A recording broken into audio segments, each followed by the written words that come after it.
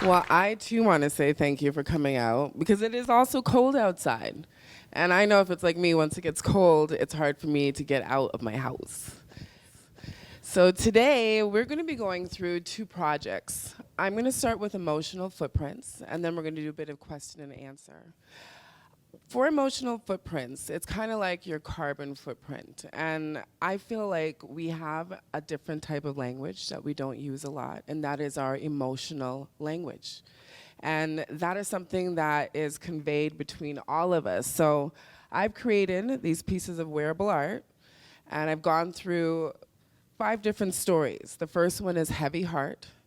The second one is How It Feels to Walk in My Shoes. The third one is To Be in Good Hands. Then we have It's All in Your Mind. And then we have Eye of the Beholder, and we end with Generation. So that's actually 6, not 5. So I'm gonna take you through a bit of a journey, and this is more of a presentation. You're gonna get to see the pieces as the way I explore them, and I've made a wonderful video composition and sound that was created by Matthew Gordon Long. And we will be playing that behind the pieces to help you carry the story. And after that, we'll talk about it and see how it goes, all right?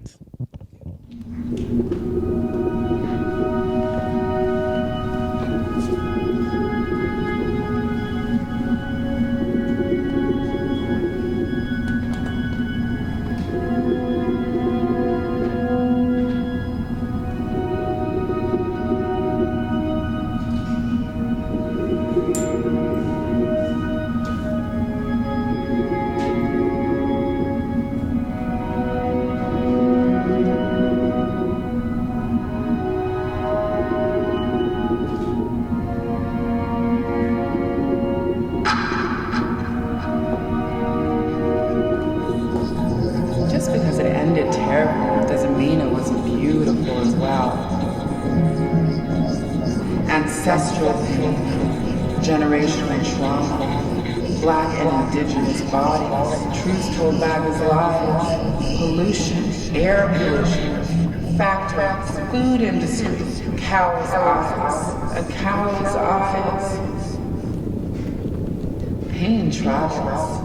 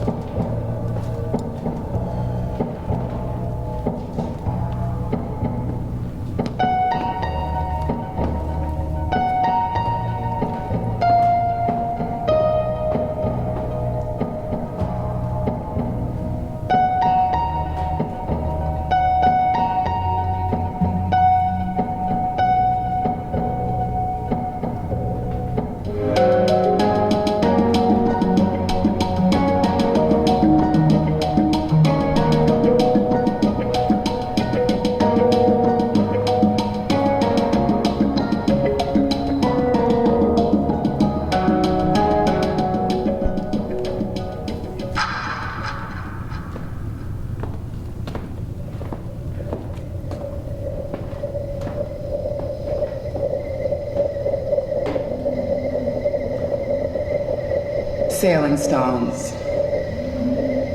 Black mothers, Black mother, Black mother.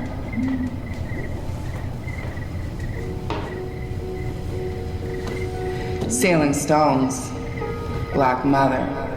Nations have been built on Black bodies. Sailing stones, Black mothers. Black mothers turning cheeks for decades. Black strength, Black struggle. Across North America, Black towns, settlers, destroyed, dismantled, built up, destroyed, dismantled. Civilization, civil rights, civility, are you civil? Sailing stones, Black mother. Across borders, across continents. A history so deep that they would lie it back to us. Sailing stones, Black mothers, Black fathers. Sailing stones moving across Death Valley, moving across harshest conditions, heat and cold. Same, same, same, same, same. Stones built up, crashing down. Feet stomping down, sand castles, rolling temples, Egyptian temples, rolling sand. Escaped slaves, stolen kings, queen mothers, black mothers, sailing stones. Melanie.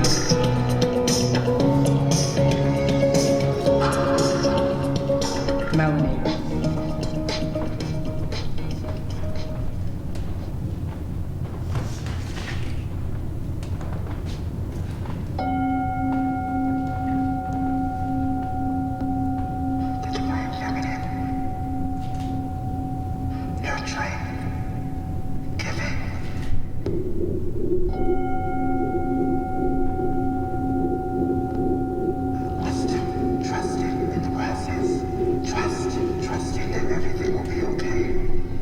Not okay. It can be okay. Trusting in change, trusting in the lesson, and giving hand, water, everywhere. I trust you.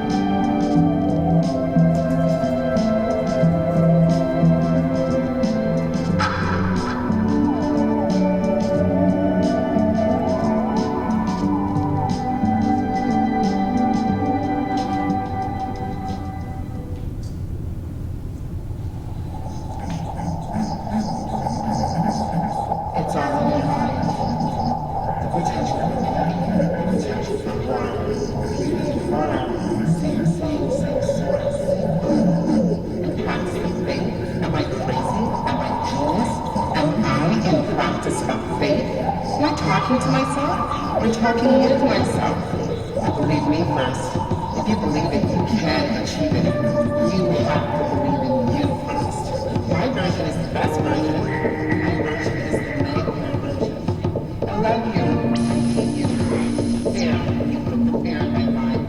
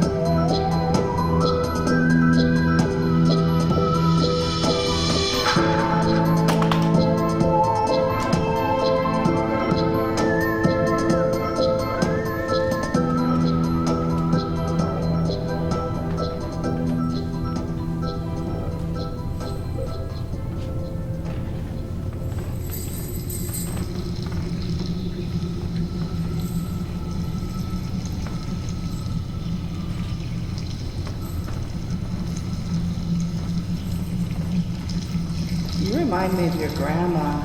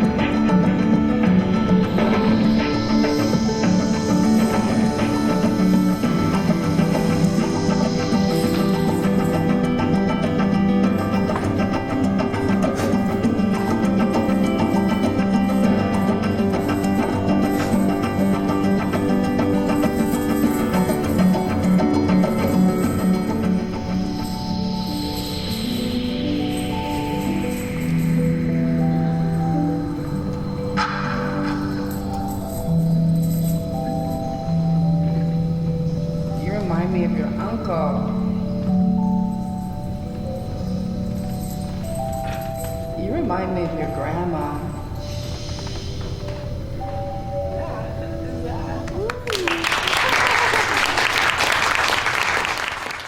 Okay, so I'm going to go through this time and talk about how I created these pieces. Because each one was interestingly created in a unique way. When I did my artist in residency, I committed for 6 months to make 6 different pieces of wearable art. And each one I wanted to do had a different topic, and I was going to create it using a different process and a different type of textile. So the first one I began was with Heavy Heart. And I took some time trying to show you the pieces, because the pieces on here is what makes this quite unique. This was actually a leather jacket that I took apart and I upcycled it to make it into a bodice. The fur is from a coat that my mother had in the 70s. And the reason why I chose to use the leather and the fur is because that is a heavy heart. We consume so much of our animal bodies, and we need them to a certain degree, I believe. I'm not sure if we do, but at the same time, there's a heaviness because you have this other being that suffers through that. So that is why I chose to use that. These little things here are vintage games pieces. So I have chess ones, and they're in bronze and in silver, trying to symbolize how we're often in conflict because of little small details as the physicalities as that. I use little bullets to show that a lot of the war that goes on has that impact. And I've got toy pieces from Monopoly games, and that's to symbolize how our trauma travels. These are actually garbage bags that I tied to symbolize the residue that is often left over. And it's not only the residue that's left over with something that happens to us, but it's also the residue that's left over to what we do to others as well. So when I say heavy heart, I mean it's a full circle. It's what we give and what we actually take. So the second one was on sailing stones. And as I said, this one began with how it feels to walk in my shoes. Now, when I started this, I didn't want it to be heavy. I wanted it to be something more of generational strength over generational trauma. So during this time, something had happened on the news, and Tyre Nichols had died. And during that time, he'd been crying out for his mother.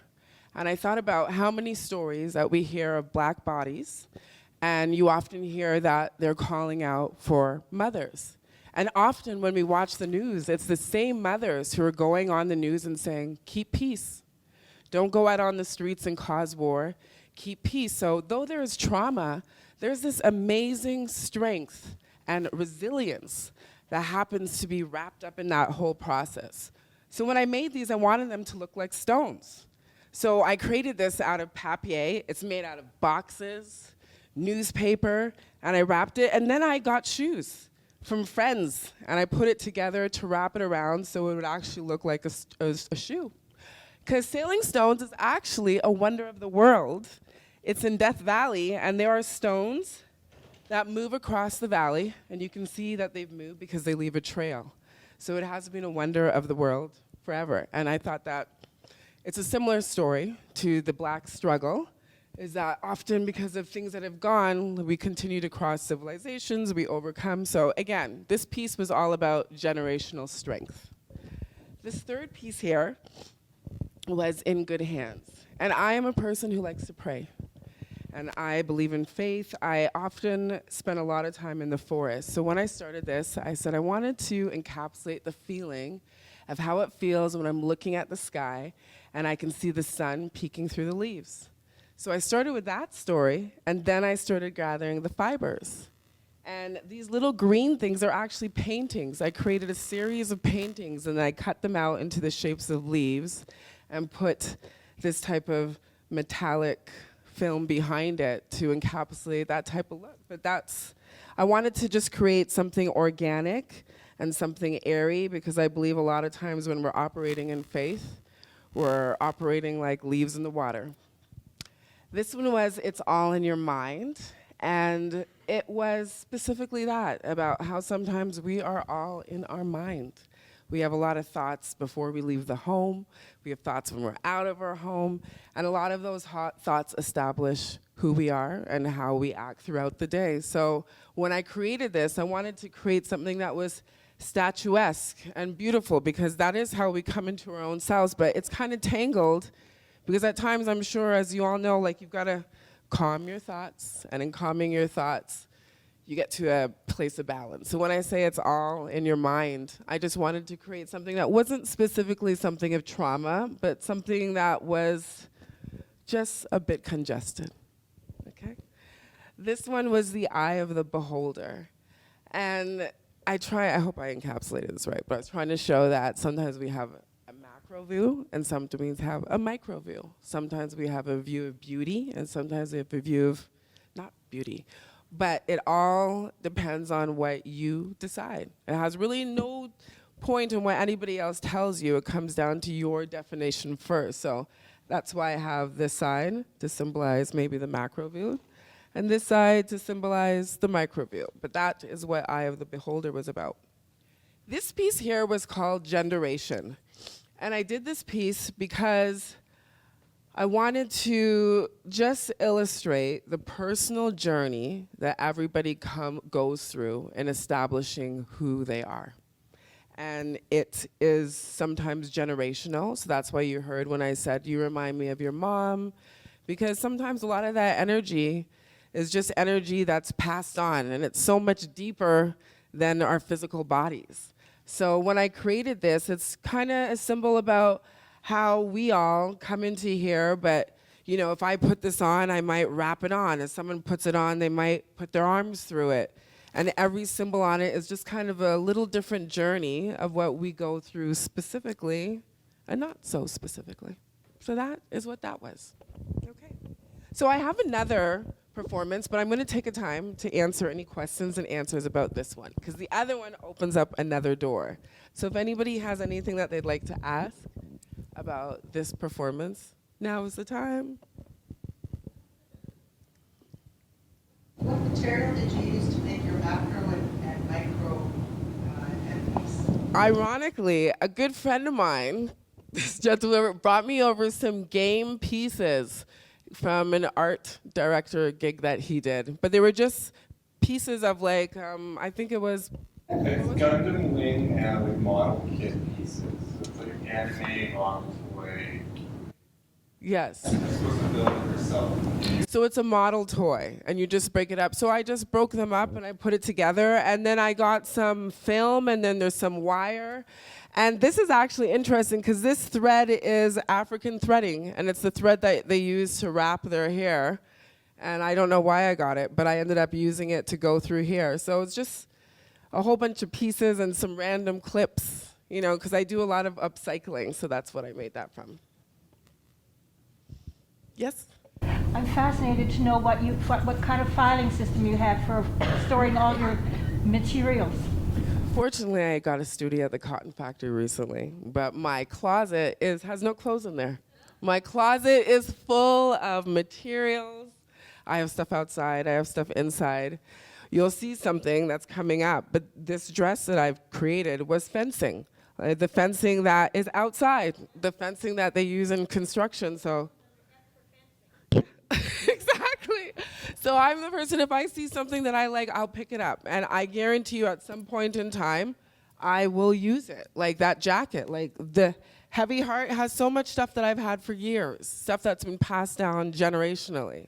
I so relate to that, except that the storage bit gets overwhelming. Yeah, it does, honestly. But to tell you the truth, I'm also don't like clutter. I have 2 young kids, so I'm quite good at throwing things away after a while. If they can't get in the box, it's time to go. Okay. All right. Do we have any other questions? Okay. Well, let us open the door to our next journey.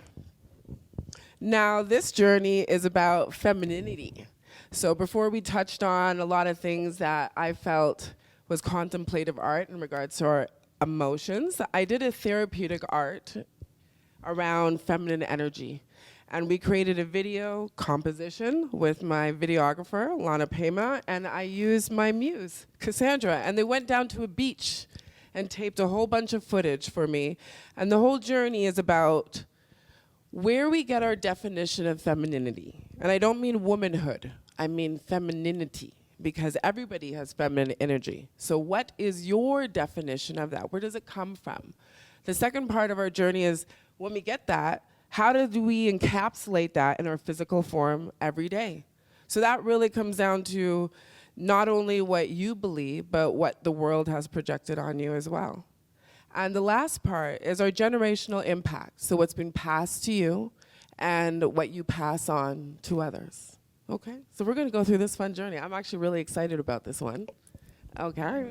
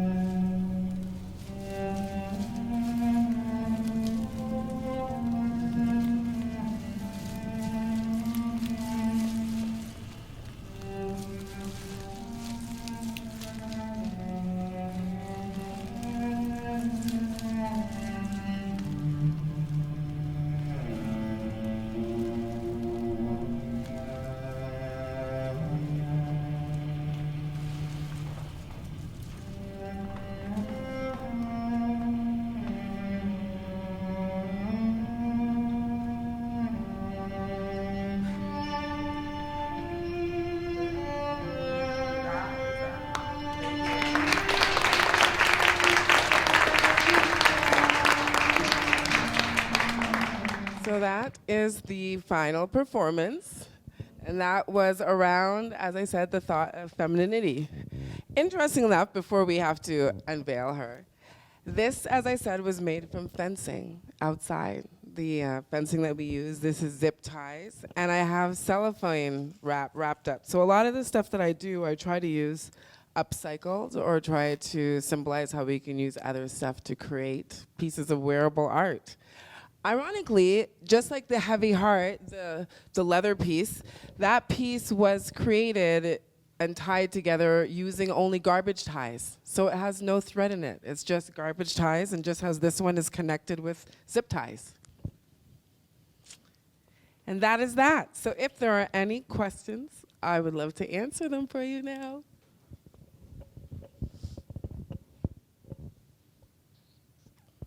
Are we good? Okay. Yes.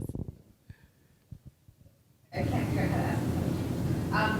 These pieces do you ever present them without you there? You know, I have a brand, and it's called You Fascinate Me, and I make fascinators and headdresses. So a lot of my work goes around the world, and I am not there. I have nothing to do with it. But so yes, it really depends. Like, I just create. Like, for these ones, I created with a storyline in mind. But I have a lot of work. I work more in the film industry, so a lot of the work, you know, really just goes. I hope I answered that correctly for you. Okay.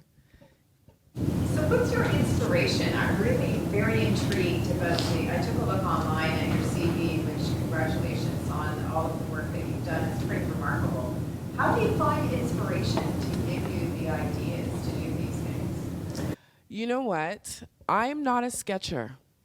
And I say that because my inspiration comes when it comes. And there are months where I am not in the best place because my inspiration can't come.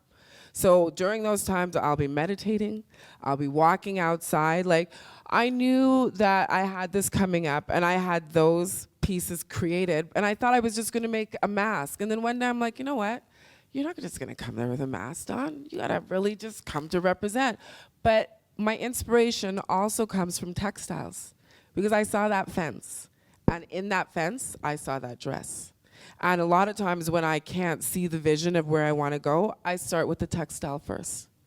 So I would say a lot of my inspiration actually comes from the textiles. And the other one is from, like, as I said, all in good hands, divine faith. I pray on that a lot. Okay. Yes. I'm curious about how you arrived, because I guess Women Who Run with Wolves was a workshop that you did. I'm just curious about how through the workshop you arrived at the connection between wolves and femininity and a lot of water imagery and the blue imagery in the work, and those sort of thematic relationships, and how you found that through workshopping. Well, there's many stories tied into that. Women Who Run with Wolves is, as many of you might know, is actually a book. And I encounter a lot of women in my career. And I often say I connect with women who run with wolves.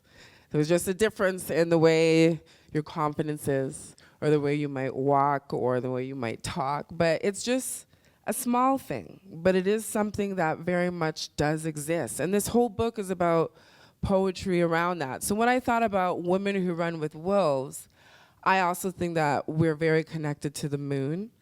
And when you go into a spiritual sense, a lot of times when you see spiritual deities that are females, they're associated with the water.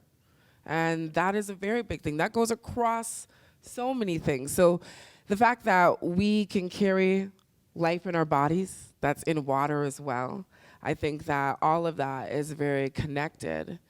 And, you know, to tell you the truth, when I decided I wanted to do this, I was on Instagram. And I saw a post, and it was women yelling at each other about who was a woman. And they were angry. And, you know, I started thinking about it. And usually, sometimes that also directs where I go. Is if there's a question I'm thinking, and I'm like, okay, then I want to explore it. But I don't always want to explore it in words. I want to explore it creatively so I can understand it without being biased.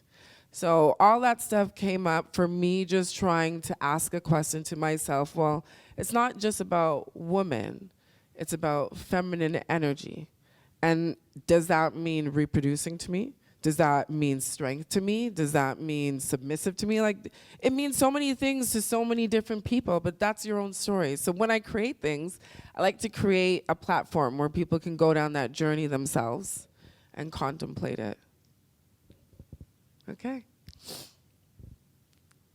Anything else? Dawn, what comes first in like an address like the one you designed there? Do you have an idea and then you go looking for the materials, or are the materials kind of are there, like the fencing and stuff, like, and you're like, oh, I'm going to make something from that? Well, I knew I had to make something, and I knew I wanted to make a dress. And when I was thinking about making a dress, I was like, well, that's a lot of money to buy some fabric. So I'm going to tell you, life came into it too. So I think a lot of the upcycling that I do is because, you know, product costs a lot of money. And there's also so much stuff that we throw away. Like so much stuff, like look at those beautiful braided things on that. And that's garbage bags. I sewed that entire thing together using garbage ties. And you know, we often think we can only sew with needle and thread.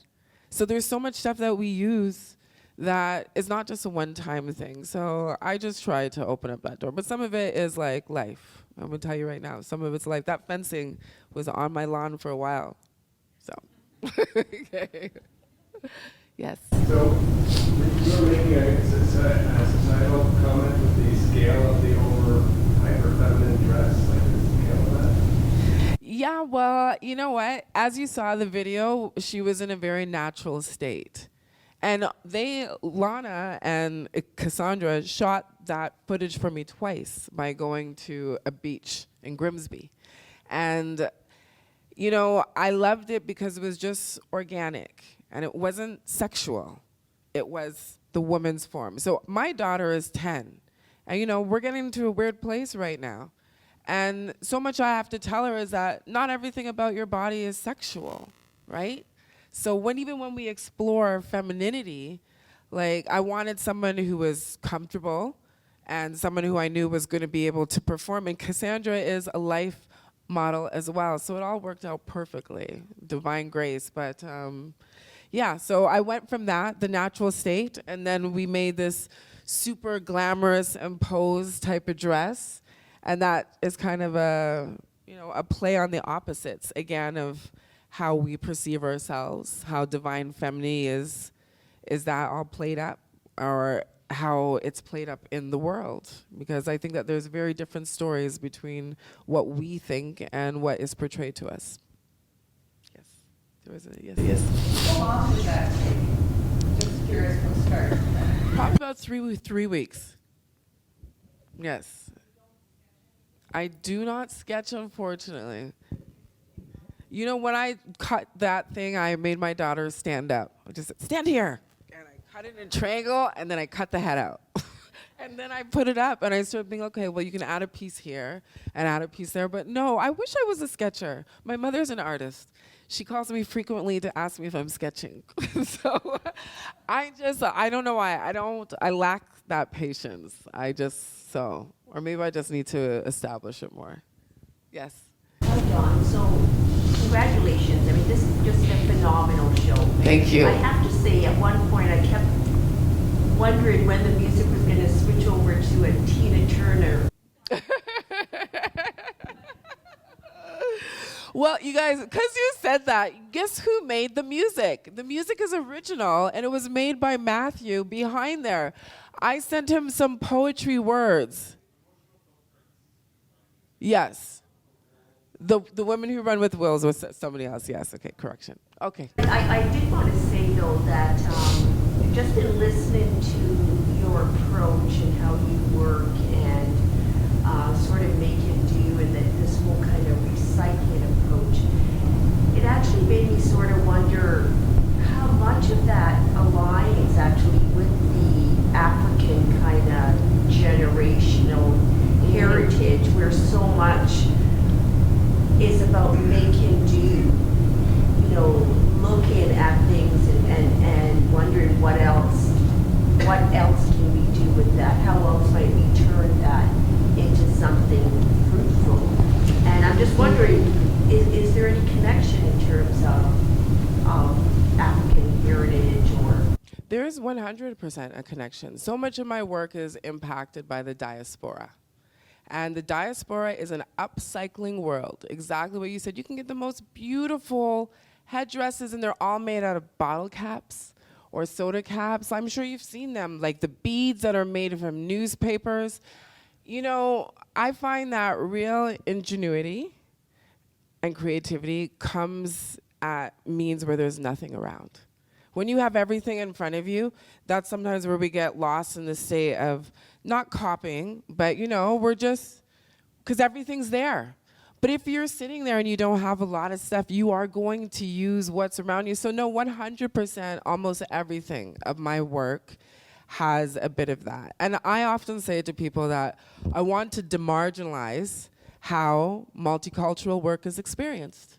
And that means that when we think about experiencing black work, we expect to see kente cloths. We expect to see some animal prints. We expect to see these things because they've been programmed that way. But you know what? Little beading, using upcycled things. As I said, I use African threading to make that mask. That's African threading. So there's all these different things that I've incorporated, and it's because I often explore. I explore textiles, and when I explore the textiles, I explore the people behind the textiles. So as I said, each piece has a different vibe, and that's generally how I work with everything that I do. So yes, it's very connected. It's connected because I think generationally that's just part of who I am. And my mother, as I said, she's an artist too. So I grew up watching her make Christmas ornaments, and she's a painter and she's a writer. So I've always seen her doing different things. So, yeah. Okay, yes. What made you decide to get into art therapy? You know, it was during the pandemic, to tell you the truth. And as I said, I've got young children, and they were really struggling during the pandemic. And it's so easy to diagnose sometimes, and I thought I needed something different. And honestly, when I opened that door, my work changed. My work got deeper, and my story came out in everything. Because I've been working in the industry for about almost 14 years. So a lot of what I do is directed by others, but when I started doing art therapy, I wanted to make contemplative art. So, and honestly, that's where my passion is now. Like, I can say honestly, that is my passion in almost everything I do. It doesn't have to be, sometimes you don't have to come down and do therapeutic art with me, but maybe it's experiencing something like this, and then you go home and you think, well, what is a heavy heart to me? How does it feel to walk in my shoes, you know? Is this beautiful to me? Like, why is it ugly? You know, like, these are questions you can start to ask yourself. And that. Anything else? All right. Well, I want to thank everybody for coming to spend this Friday with me. It was wonderful. And I feel blessed and so grateful to have the opportunity to share my art with people who want to see my art.